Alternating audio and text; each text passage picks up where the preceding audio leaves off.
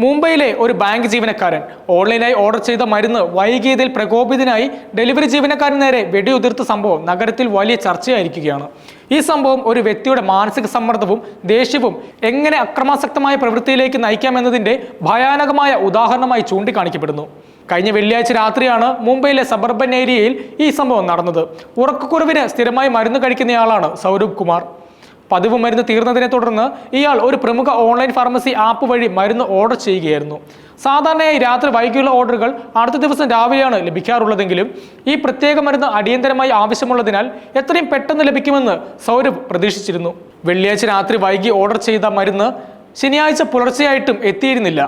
ഈ കാലതാമസം സൗരഭിനെ അസ്വസ്ഥനാക്കി. മാനസിക പിരിമുറുക്കം വർദ്ധിച്ചതോടെ ഇയാൾ ഡെലിവറി എക്സിക്യൂട്ടീവിനെ പലതവണ ഫോണിൽ വിളിക്കാൻ ശ്രമിച്ചു. എന്നാൽ ഡെലിവറി എക്സിക്യൂട്ടീവിന് ഈ കോളുകൾ എടുക്കാൻ കഴിഞ്ഞില്ല. പുലർച്ചെ 1 മണിയോടെ ഡെലിവറി ജീവനക്കാരൻ സൗരഭിന്റെ ഫ്ളാറ്റിന് മുന്നിൽ എത്തി. മരുന്ന് വൈകിയതിൽ ദേഷ്യമുണ്ടായിരുന്നതിനാൽ സൗരഭ് ആദ്യം മരുന്ന് സ്വീകരിക്കാൻ വിസമ്മതിച്ചു. തന്റെ ജോലി പൂർത്തിയാക്കാനും ഓർഡർ ക്യാൻസൽ ചെയ്യാതിരിക്കാനും വേണ്ടി ഡെലിവറി ജീവനക്കാരൻ സൗരഭിന്റെ ഫ്ളാറ്റിന്റെ വാതിലിൽ തുടർച്ചയായി കോളിംഗ് ബെൽ അടിച്ചു. ഇത് സൗരഭിന്റെ ദേഷ്യം ആളിക്കത്തിച്ചു. അയാൾ തന്റെ കൈവശമുണ്ടായിരുന്ന ലൈസൻസുള്ള പിസ്റ്റൾ എടുത്ത് വാതിൽ തുറന്ന് പുറത്തിറങ്ങി. രോഷാകുലനായി സൗരഭ് ഡെലിവറി ജീവനക്കാരന് നേരെ വെടിയുതിർത്തു. ഭാഗ്യവശാൽ വെടി ഡെലിവറി ജീവനക്കാരന്റെ ശരീരത്തിൽ കൊണ്ടില്ല. തലനാരിഴയ്ക്ക് രക്ഷപ്പെട്ട ഡെലിവറി ജീവനക്കാരൻ ഉടൻ തന്നെ സംഭവ സ്ഥലത്ത് നിന്ന് ഓടി രക്ഷപ്പെടുകയും പോലീസിൽ വിവരം അറിയിക്കുകയും ചെയ്തു. പോലീസ് ഉടൻ തന്നെ സ്ഥലത്തെത്തി സൗരഭിനെ കസ്റ്റഡിയിലെടുത്തു.